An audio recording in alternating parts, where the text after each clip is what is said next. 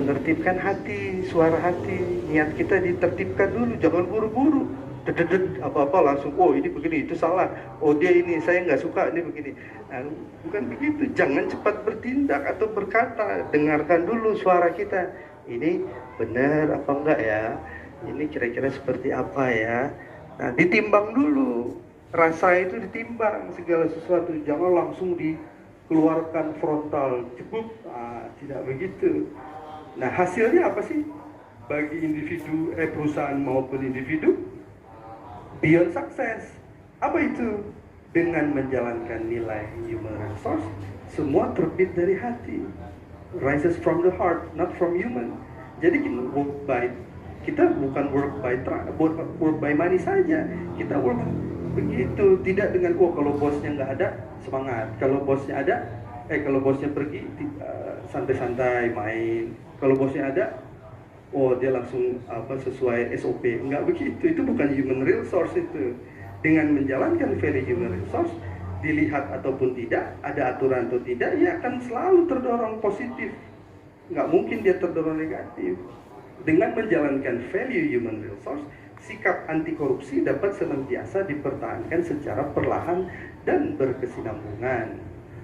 Setiap individu di dalam perusahaan, baik top, mid, maupun low management, senantiasa menegakkan suara positif, maka akan lahir budaya anti korupsi, kolusi, dan nepotisme di perusahaan.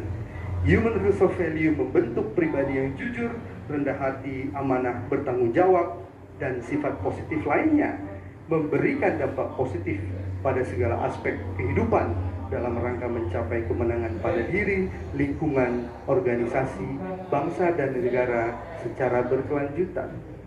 Nah, di sini yang perlu kita ketahui, yang membedakan human resource dengan stakeholders atau apapun teori lainnya adalah satu, bahwa human resource melihat manusia secara holistik, dan human resource menggunakan pendekatan hati yang terlebih dulu memulai pada dirinya, bukan orang lain.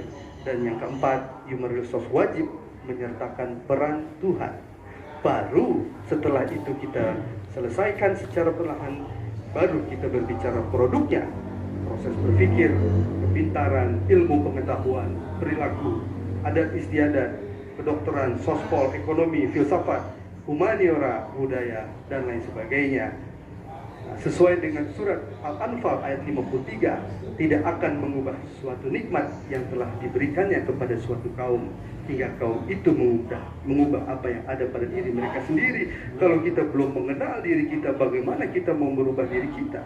Dari mana kita memulainya? Begitu, bukan yang lain dulu, kita dulu dirubah.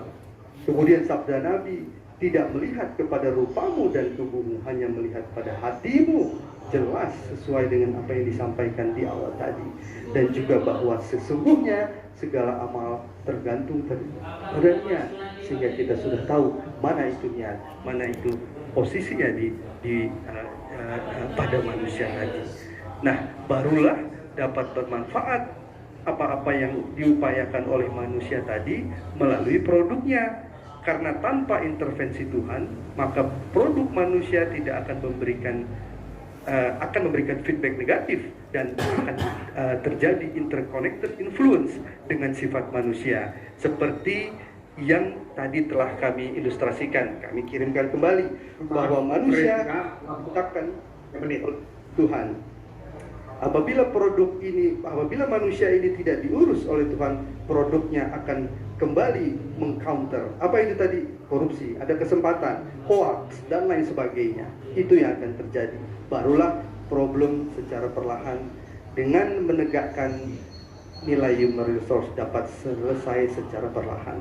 Langkah praktis adalah ingat melalui rasa, ada suara positif negatif, dikontrol suara yang negatif, dan ini dilakukan secara terus-menerus yang akan menjadikan karakter yang positif untuk menuju kepribadian positif dan melahirkan budaya anti korupsi, kolusi, dan nepotisme.